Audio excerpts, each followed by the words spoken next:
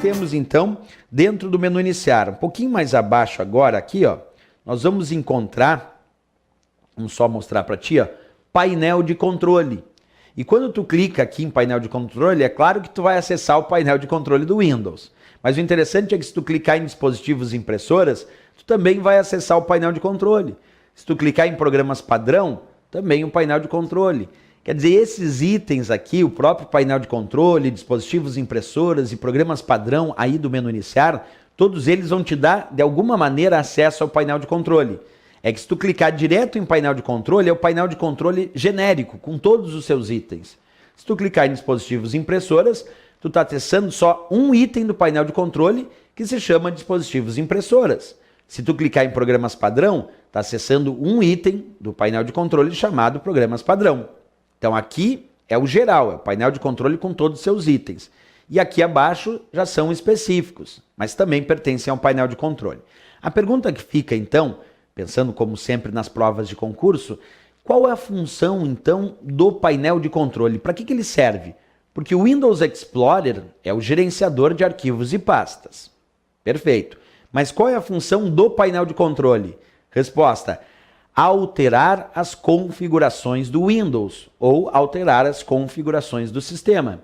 Essa é a função do painel de controle. Repetindo então, alterar as configurações do Windows ou alterar as configurações do sistema. Vamos ver isso na prática. Então acompanha. Quando a gente clica na opção painel de controle, aparece então aqui a imagem do painel de controle do Windows. Como eu estou mostrando para vocês aqui, ó, mais ampliado.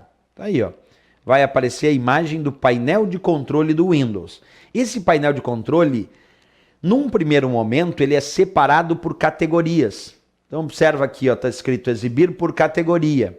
E aí aparecem as diversas categorias de configurações do painel de controle. Sistema e segurança, rede e internet, hardware e sons, programas, contas de usuário e segurança familiar, aparência e personalização, relógio, idioma e região e também facilidade de acesso. Tem provas que já perguntaram itens que pertencem a categorias do painel de controle. Então, além de exibir o painel de controle por categorias de configurações, nós podemos clicar aqui onde diz categoria, observa, e exibir o painel de controle em ícones pequenos ou até em ícones grandes.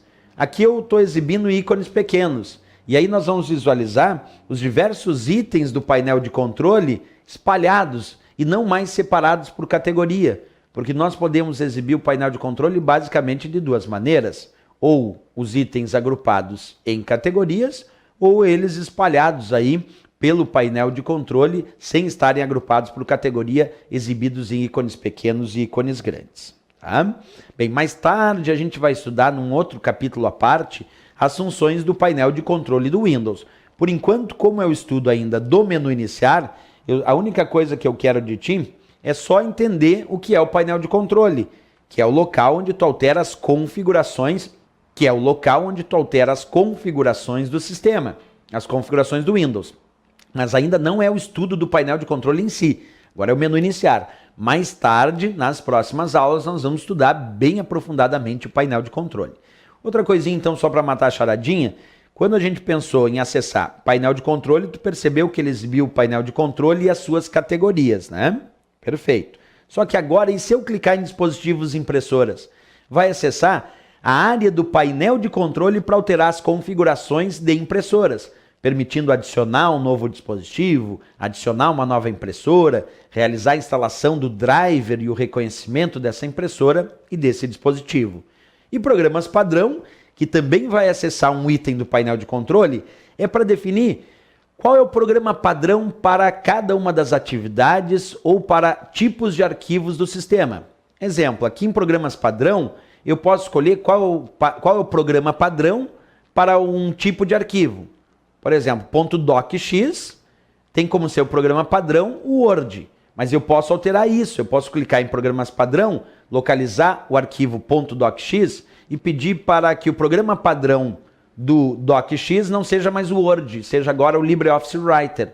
E pode fazer isso, porque a ideia de programas padrão é definir qual é o programa padrão para navegação, qual é o programa padrão para edição de texto, qual é o programa padrão para planilha, mas também alterar a associação que existe entre um tipo de arquivo e o seu programa padrão. Como eu dei exemplo, a princípio .docx está como programa padrão para o Word, mas tu pode alterar isso e definir que .docx agora tem como programa padrão o LibreOffice Writer. O que isso ocasiona no sistema? Que quando tu altera o programa padrão para um determinado tipo de arquivo, quando agora eu clicar naquele arquivo com a extensão .docx, ele aplicar um duplo clique, ele não vai abrir com o Word. Como eu alterei o programa padrão, agora ele vai abrir com o LibreOffice Writer.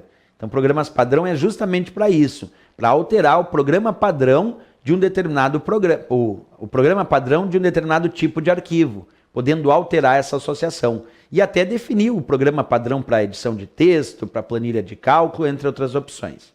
E finalmente aqui embaixo nós temos ajuda e suporte, que dá acesso aos conteúdos de ajuda do Windows, te mostrando como realizar as configurações, como alterar as configurações do sistema e até acessar os seus recursos. Então ajuda e suporte do menu iniciar, como o próprio nome diz, é o famoso F1. F1, a tecla de atalho para ajuda e suporte é F1, que dá acesso aos conteúdos de ajuda que tu tem aí no sistema operacional Windows, certo?